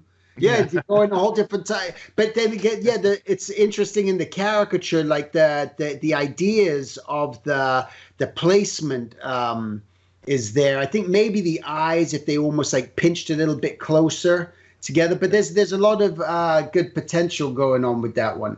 I would advise this artist to keep working on their just overall construction, just the structure, the forms, because then you can take these ideas and take it to that next height. Yeah. All right. This is by Reza. Oh man, I think it's. I'm just gonna say. I remember now. This person. It's Jazani. Okay. The last name was very hard to pronounce, but I remember now. Reza Jazani. Hey, I'm nice and skinny. I don't have a gut. I don't have my belly. I got the sort of like the Kim Possible, almost like body type, and then the face there. So that's an interesting one too. I'm kind of like looking through that one. Again, it's funny because when you can look at the caricatures and you see one, when you look at them side by side, right? Here you've got the exact same face, drawing it however many different times, and they all have a different result. And you go, God, what is it in that one that if you just did a little, sometimes it is hard to pinpoint, and it must be tough for you when you're teaching caricature all the time. Like, what was that? Because sometimes it could be that one little tweak that makes all the difference in the drawing. Yeah, it's interesting. With my class, when I do critiques, there's so many times where to me the drawing is like very, very close, and I can see like, hey, if I just do this, and this, the likeness is going to prove a lot. So that's usually what I do. Is I was like, hey, this is what I would do, because it's like a good start. But sometimes, sometimes the caricature. This is again why I said originally I said no to teaching at first, because I didn't know how you could teach it. Because the hard thing about caricature is how do you show someone what you see in your mind, and like how to explain? Because caricature is basically about understanding what you see and then taking it to another level while maintaining that likeness, like being creative with what you see and pushing it. And sometimes caricature can be subjective. But I'm one of those people I don't believe in, like I hear people say there's no wrong way to do a caricature. And that's just not true. Yeah, that's not true. If it doesn't look like the person, then it's not right. It failed. Yeah. So I don't really believe in that saying at all. It just doesn't make sense to me. Like when I look at this caricature too, I think that this artist, I think it's important just to keep working on your underlying muscle structure. Just be aware of that. And I don't know if it was intentional or not. Again, it could be, but based on the sort of cartoon where you're using a real cartoon body to represent a style that I do, and then more of a realistic face, where in reality, I mean, again, if that was its true purpose, it works, and say, oh, I'm doing it for that reason. But otherwise, if your goal is you would want to really try to unify the body and the faces as much as possible. That way it doesn't throw me into two different styles, and that's where a confusion will be. And some people don't know that they're doing that necessarily, or don't think that that's a bad thing. And I would say, well, I think unity is very important in design in general, and that's what I would try. For sure. Yeah, for sure. No, I think that's really important. That's one thing I find myself saying a lot too is, this happens to me with a lot of students actually, where they will do like a really nice face and really rendered well, amazing likeness. And then when you get to the body, it's just not even close to this. It doesn't even belong with the head, right. or the hands are not done well, and that throws everything off. So it's you got to look at the whole piece as a whole. As a whole, yeah. Yeah. Here's a sketch by Lars, Erik Robinson. Interesting. Okay. So it's interesting when I look at this. The first thing that my eye went to was the whole mouth area, and and so maybe I'm getting distracted with that because and sometimes that could be in the person's character. Like a lot of times they'll say, right, the eyes are the window to the soul. You want to get the eyes right, but sometimes you can get that mouth or something not so right, and it throws off the whole design. And that's what always blew me away by Mort Drucker and Al Hirschfeld. Like Al Hirschfeld, he wasn't looking for accuracy. He could draw two buttons for the eyes and it looked just like the people. Yeah. But it was a subtle thing that gets done in caricature that can either make or break. And maybe it's because it looks like my bottom lip is a lot thicker, like I got tobacco or something under there, in my gums. And maybe I'm reacting to that, and there's some other aspects, like with the nose, the shape of the nose, maybe. But I think the face and the proportions feel right. I think it's just a subtle thing. Yeah, I mean, he did in his defense tell me he's like, oh, I just did this really quick. So who knows? Maybe it's just like a really quick thumbnail. Who knows? I have no idea. But a good drawing. Yeah. Oh my! This was funny. That is funny. That is like baby silver. That is great. That's funny. Yeah, this is by Zach Knapp, by the way. Yeah, I love that's really there's something that's just really funny about that. Yeah. I like that. Yeah, no, it's interesting too, like that difference, because when I'm not smiling, where my lip from where my nose to where my mouth is can be a lot further down, and my chin is a lot smaller. And again, when you look at the different views, and I love how with the ears and the variety of the ear shape, there's something just kind of like creepy but really freaking funny about that. That is great. Yeah, it's awesome. Yeah, that's funny. See, that's the thing too. Like I like the whiteness of the nose. Like the thing is, I think one of the reasons why for me comedy and caricature, like they mix so well together, is like, to me, when you look at a caricature and it actually makes you laugh, that's the best. That's it. Yeah. When it makes you react, it makes you laugh. Yeah. And you're just like, what the? Yeah, but it's great. I love it. I think that's great. This is by. That's a handsome devil there. Look at that guy. Yeah, Ewan Maktovich did this. That's a beautiful, beautiful illustration, and through there, I think the same thing too. Where there's just something about the mouth that sort of like throws me off with that. Yeah, I mean, I look like a movie star there. It's a beautiful, again, just the construction. I see the eyes. I see it in the eyes, and getting the nose. There's just something in the mouth that kind of like throws me off. I would just encourage this artist just to maybe there's something to rework there. But man, that is beautifully done. I mean, gorgeous. Yeah. Really, really beautiful. And that's the thing too. I look at a drawing and just go, dang. Like if this guy was just doing, random people, and he was doing different caricatures or just they were illustrations of people. This guy has some serious crazy skill and beautiful. I love the rendering and the talent there. But then again, it comes to almost like a little bit of that likeness, which I think is maybe, you know, I mean, it's a very flattering caricature. And again, I'm so used to, I know what I look like, and I'm so used to being beat up in caricature. And then you look at that and you go, it looks so, you know, beautiful and nice. But I think there's something with the mouth there. That's kind of, what about you? You think? Oh yeah. I mean, what's interesting is, I do think the likeness is not 100% there.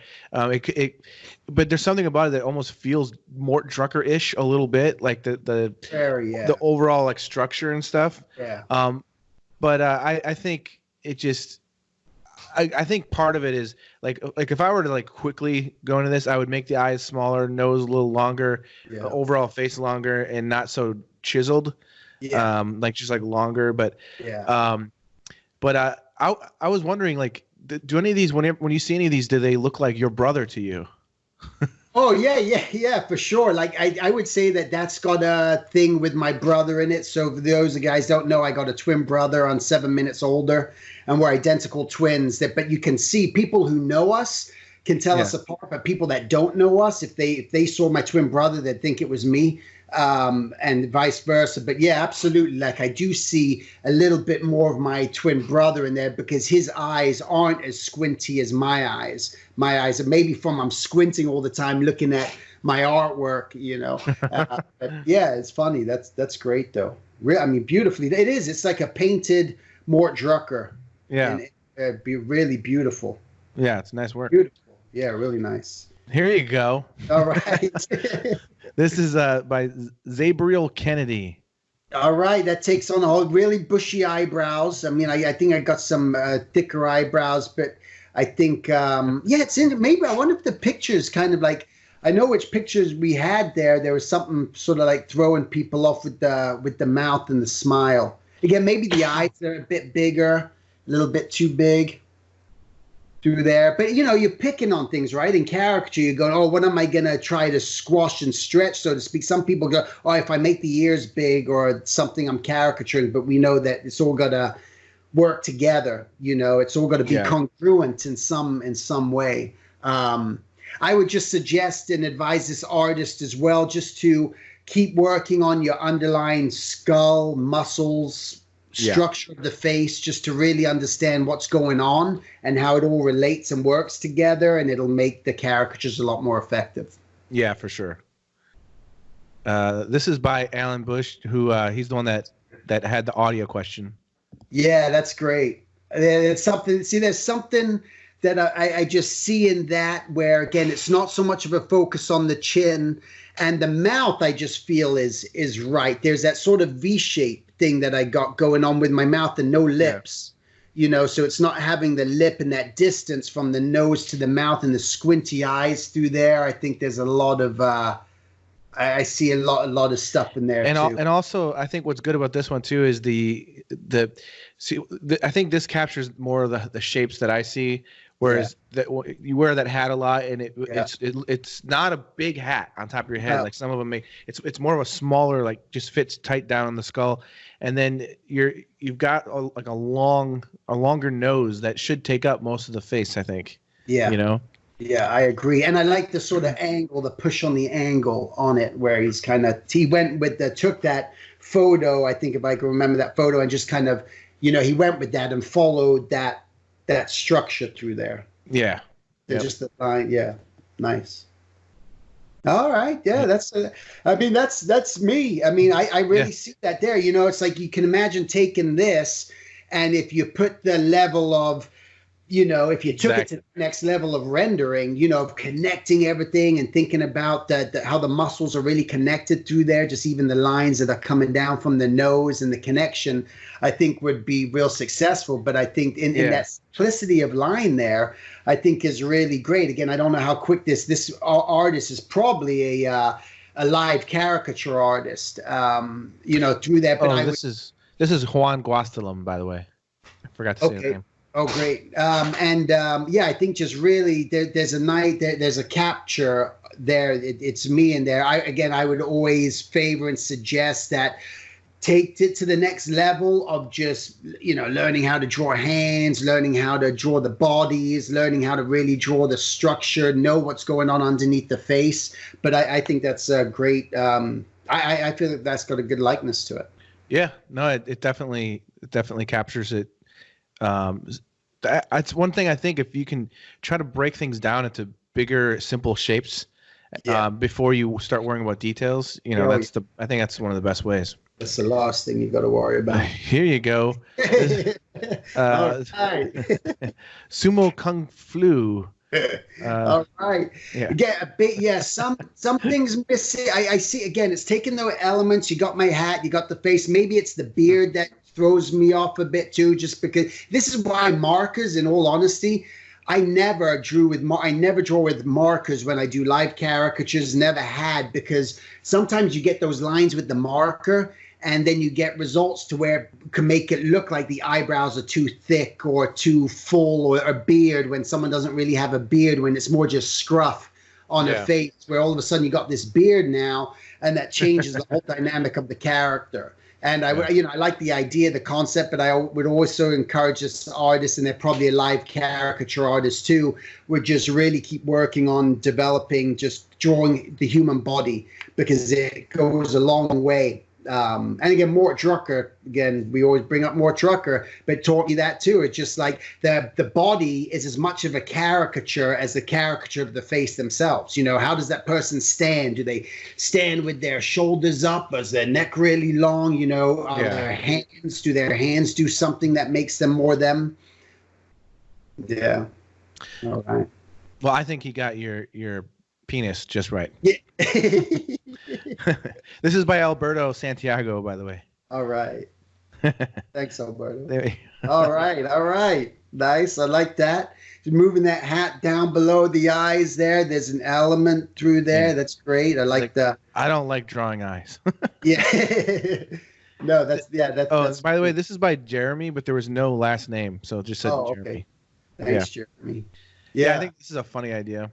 Yeah, that's funny. I like that. There's, again, the elements that are in there. There's things that sort of change in it, which if you go, it's almost like you got the cartoon, you captured the cartoon essence of a drawing. Like if you showed someone, people undoubtedly would say, oh yeah, that's that guy. But again, maybe I think he got that V shape in the mouth. I think there's something in the mouth with a smile. But again, that's only because I see myself all the time, or I've seen so many caricatures of me that I look at it and go, oh my God, there's something there. And then I see other ones and I go, oh, there's something still missing, but I think it's still a really nice execution of the idea, the illustration. I love taking the darker line on the outside, the graphic nature of it, I think is really nice. But yeah, I mean, beautiful job. Yeah.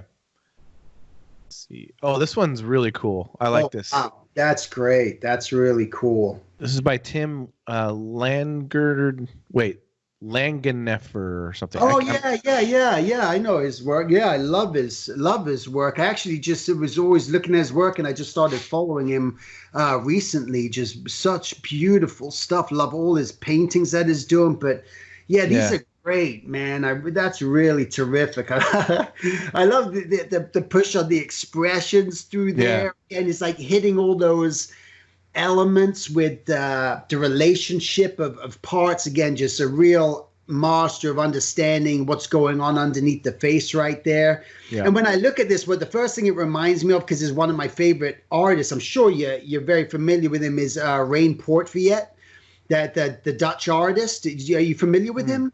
I'm not sure. I'm probably familiar with the work. Amazing, these books. He did the farm book, and he did a book on Noah's Ark. Oh, no. I know what you're talking about. Yeah, he did the gnomes. I think, what was it? The gnomes or something? Yeah, you'd know his stuff. But there's where he would mix the paint with the thing, and it like reminds me of that work. But yeah, really awesome. I love that. Really great, because he was like looking at video, and that's a great way to caricature people. That's how I caricature people, is I look at video more than I look at photos of them. because I just want to see them moving around. I want to see a subtlety where all of a sudden I capture that mouth turning. Like, that's something that's very funny to me, that you captured that with the mouth going off to the side, because I see that. So when I'm talking and saying stuff, my mouth kind of goes off to the side like that. So there's these subtle nuances that where you can capture in live video, where I would never take a photograph like that, right? It's like smile, take a photograph, gotta take a selfie, and you put on this fake face, right? And I think that's really fantastic. Beautiful. Yeah, I love it, man. It's really cool. That's great. So this is the last one that barely made it in. This is by Fernando Mendez. Nice. Yeah, there's a lot of good. See, now here's where he's taken my mouth and he's kind of stretched it and pulled it. Yet there's something where I feel like he's kind of still captured the mouth in there still, in a way. You know, there's something there. Yeah. Yeah, that's nice. That's funny. Oh, thanks, guys. Thanks for all those caricatures of me. Jason, I said, please send me those when you're after this. I'd love to have a copy of all of those. Oh, yeah, for sure. Whoop, am I back? Yeah, I see you. I see your face, yeah. Okay, good. Yeah, no, for sure I will. Yeah, Great that was stuff. awesome. Thank you, people. Thank you, artists. Yeah, isn't that fun? Like, it's funny. I was almost in a way thinking like of not doing fan art for you just because I know that people have drawn you so many times. But at the same time, it's kind of a fun thing. Like it's fun. I enjoy, you know, it adds for more fun conversation as well. I think, you know, like there's a lot of important things that I think that you actually share. Some people, don't, you know, want to say much, you know, some people do.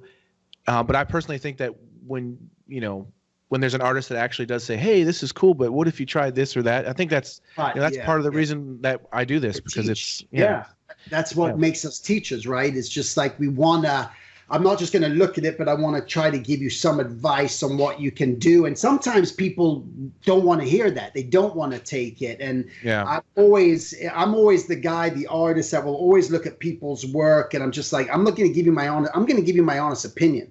I'm not going to beat around the bush and tell you how great you are, how wonderful it is and everything, because how's that going to push you to that next level? Because that's what we all want. Whether we think we do or we don't, we all kind of want to get to that next level or just improve our artwork in some way, and we don't always know how, right? And that's why a lot of people come to the Schoolism too, and they take advantage, especially when they do our live classes where they get the feedback. Those artists want to know, man, I know I'm doing something wrong, and I'm hoping that your trained eye can help me.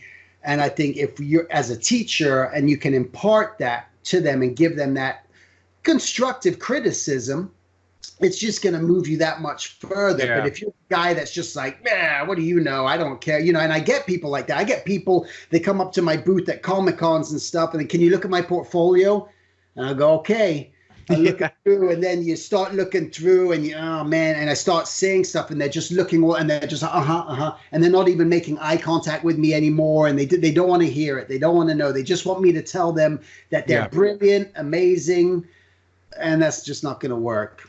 I think it's interesting too. Like for anybody that is interested in classes, definitely should check out Schoolism.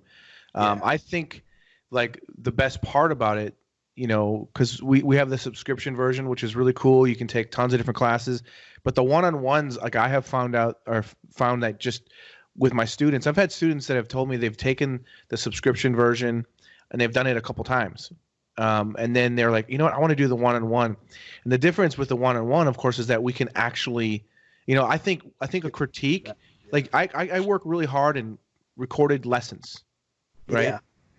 But when you see your work go through my filter, you know, how I'm going to see, you know, I think that's critiquing is the best way, I think, in a way, you know, that I've always appreciated that. Like when I was first getting started in as an illustrator, I had illustrators that I looked up to and was sending my work to, like Ishmael Roldan, for example, and he was really nice and took me under his wing and was like, you know, like he would take time and critique my work and then send me this long message back. And like, you know, one of them, his was like, work on your hands are terrible, stuff like that. And I'm like, oh man, that kind of hurts my feelings, right?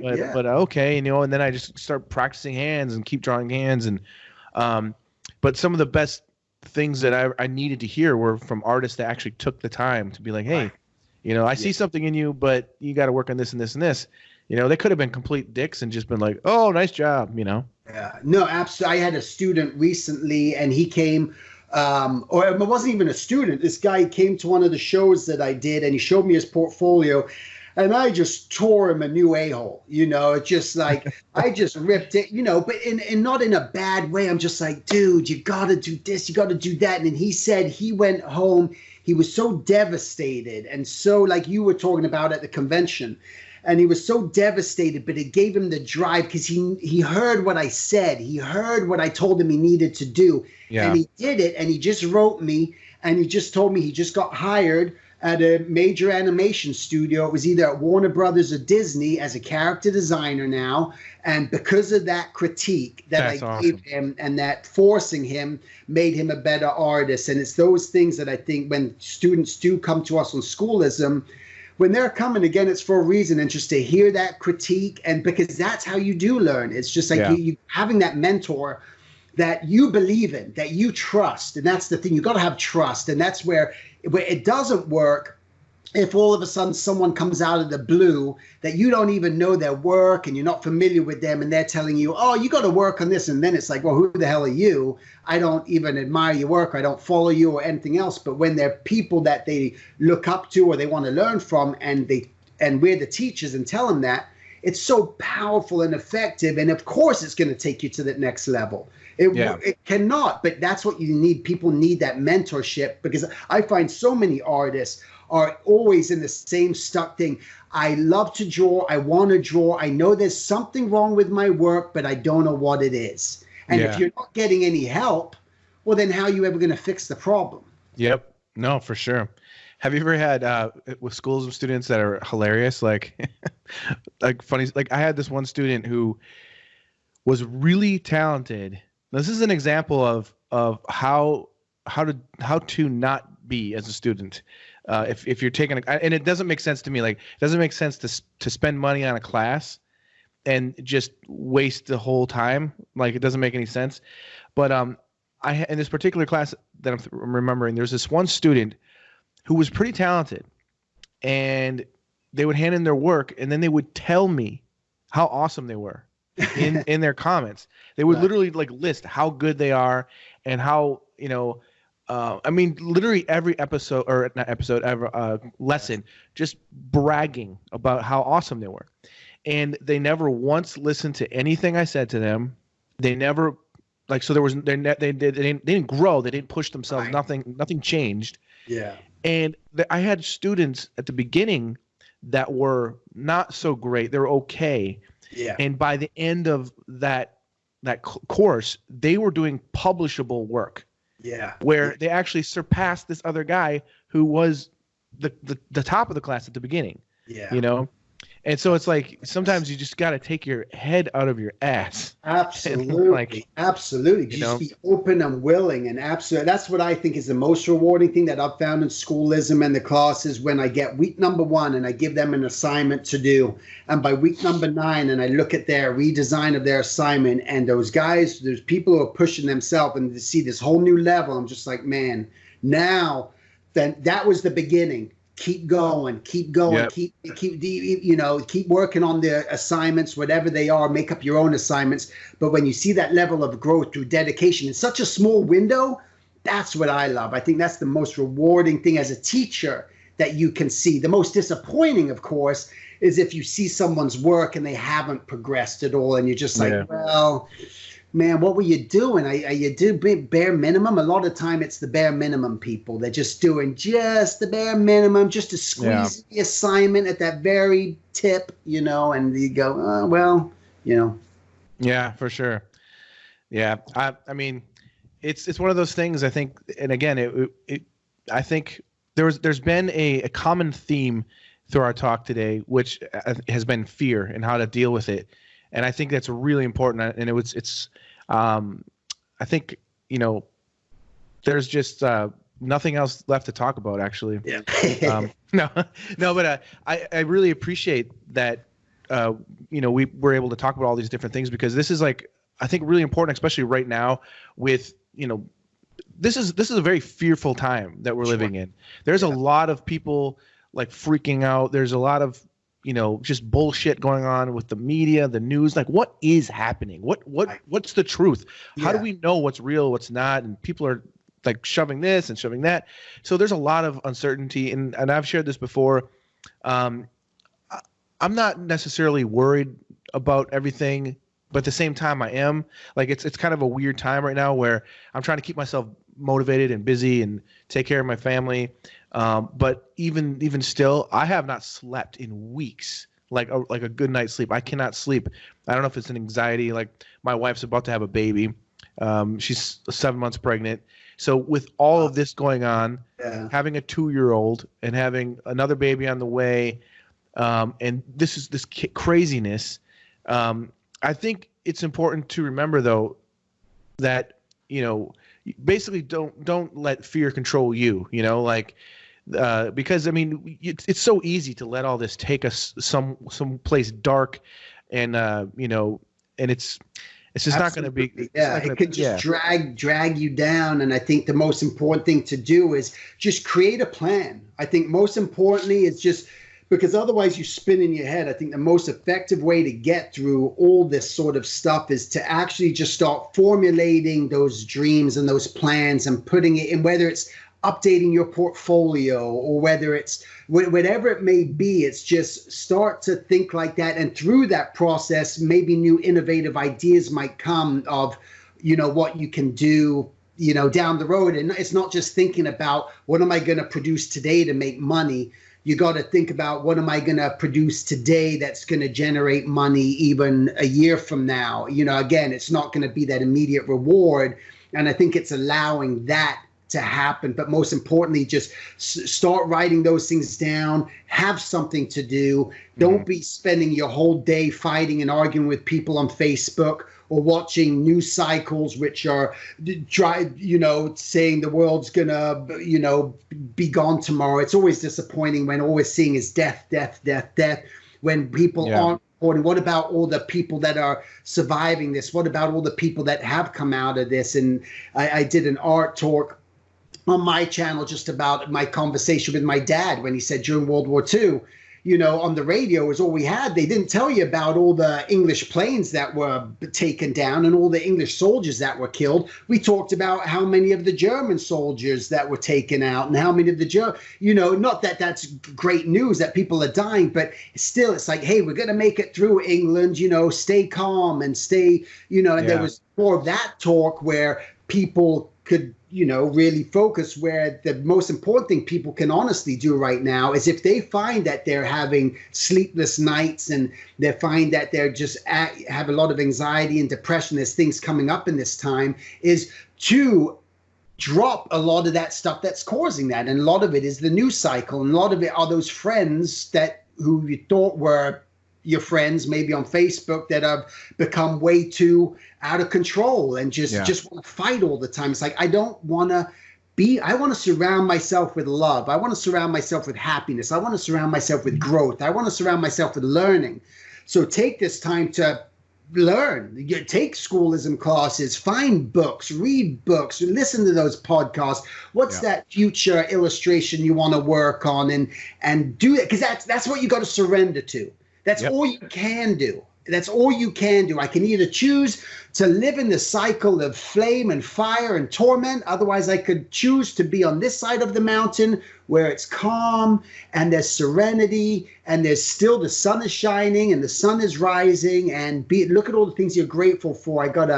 My kid is on the way. My other kid did, whatever it may be in your life, right? That's it. That's all we can do. No, that's that's the way.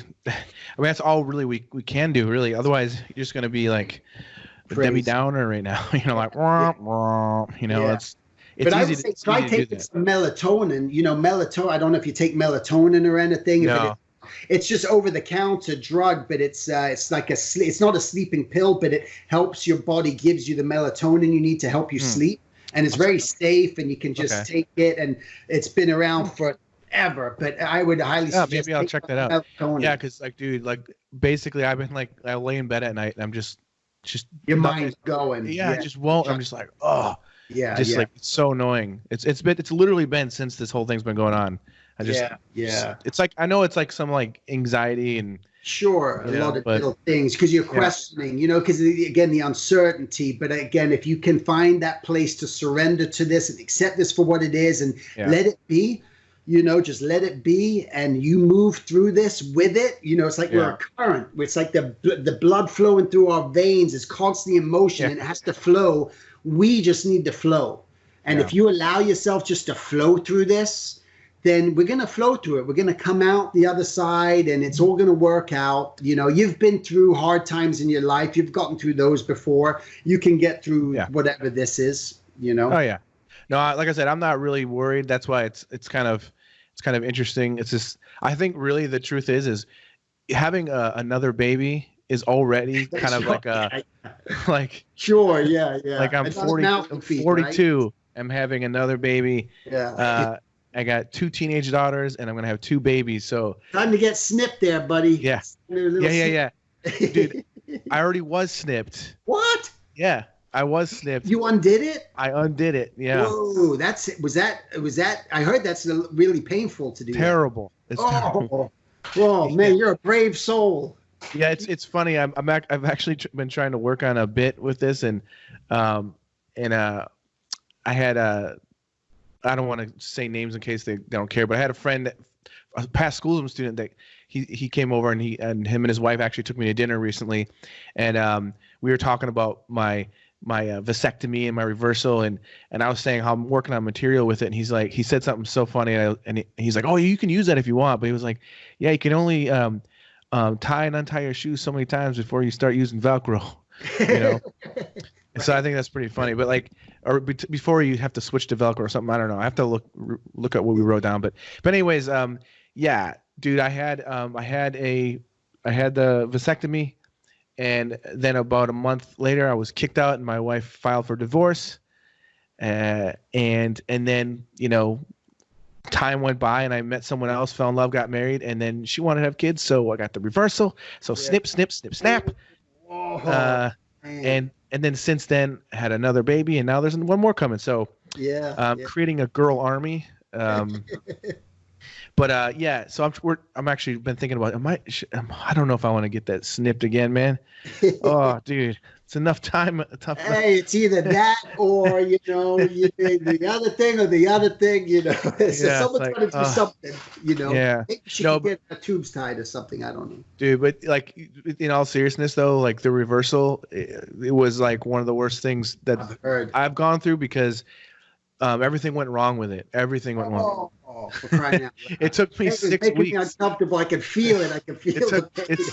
It's supposed to be like an hour surgery. Mine took like 2.5, and it was local anesthetics only. So I kept feeling the whole time. I kept feeling it. And it's supposed to take about a week or so to heal. It took me 6 weeks to heal. Like it was pretty brutal. Every guy watching this right now is squirming in their chair, just like, okay, stop, guys. You guys set it up. Well, yes, maybe I've said enough, but you know what? It's all good. It's all good stuff. Yeah. But Stephen, before we end up shutting this baby down, is there anything that you want to promote? I know we don't know what's going on, so we can't really promote, hey, I'm going to be here, but maybe just your website and all your information and stuff. Yeah. Check everything out. My website is silver, like my last name, tunes.com. I also have, I have a YouTube channel, which you could just type in Steven Silver or Silver Tunes. You'll find it. I do an art talk each week. And then I also have a website, which is called caricaturistdesignofyou.com, where I'll do a caricature design of you in a bunch of different styles. If there's something you're looking for and you want to get a nice, cool little cartoonized caricature of you, I'll be happy to do that for you through that website. That's awesome. So cool. So thank you so much for doing this, man. Really had a pleasure talking with you. Yeah. And stay safe with your family and everything. I know you will. So thanks again, and thanks everybody for submitting your work of your drawings of Stephen. That was a lot of fun, really some cool stuff. And everyone out there, stay safe, be good, and we'll see you next time. All right, thanks everybody. Thanks, Jason. You want answers?